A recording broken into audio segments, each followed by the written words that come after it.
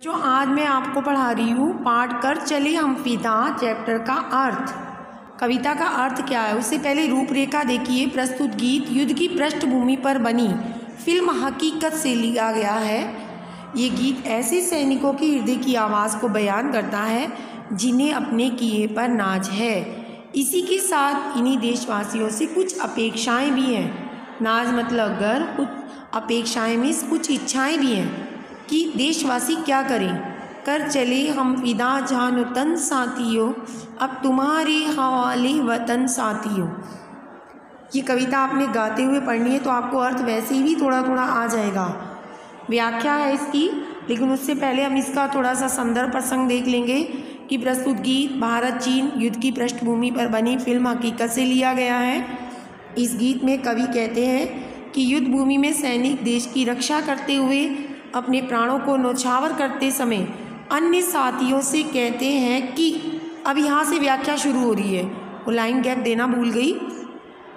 यहाँ से व्याख्या आएगी कि हम तो देश की रक्षा के लिए अपना शरीर और प्राण न्यौछावर करके इस दुनिया से जा रहे हैं। अब देश तुम्हारे हवाले है, तुम्ही ने ही इसकी रक्षा करनी है। वो अपना उस समय की परिस्थिति के बारे में बताते हुए कहते हैं कि हमारी सांस थम रही है, ठंड से नस जम रही है, हम मृत्यु की गोद में जा रहे हैं, फिर भी हमने पीछे हटकर शत्रु को आगे बढ़ने का मौका नहीं दिया।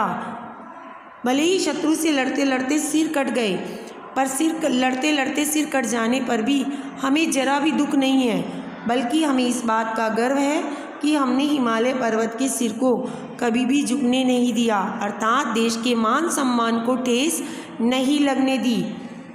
मरते दम तक हमारे मन में बलिदान और संघर्ष का जोश बना रहा। हम बलिदान देकर जा रहे हैं, अब देश की रक्षा का भार तुम्हारे हाथों में है। इस पंक्ति का काव्य सौंदर्य है, इसमें वीर रस का प्रतिपादन किया गया है। वीर रस है, भाषा भावों के अनुकूल अभिव्यक्त कर रही है।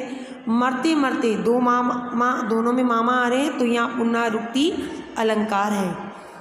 जिंदा रहने के मौसम बहुत हैं, मगर जान देने की रुत रोज आती नहीं। इस पंक्ति का अर्थ क्या होगा, इस पूरा पैराग्राफ का कवि एक सैनिक रूप में कहते हैं कि व्यक्ति को जिंदा रहने के बहुत समय मिलते हैं, परंतु देश के लिए जान देने के मौके कभी कभी मिलते हैं। यदि जवानी में देश की रक्षा करते हुए अगर आपने खून नहीं बहाया तो आपकी जवानी बेकार है, अर्थात युवाओं को देश की रक्षा के लिए हमेशा आगे रहना चाहिए। आज हमारे लिए धरती ही दुल्हन है और हमें इसकी रक्षा करने में अपना सर्वस्व, अपना सब कुछ न्यौछावर करना है। हम बलिदान देकर जा रहे हैं, अब देश की रक्षा का भार तुम्हारे हाथों में है।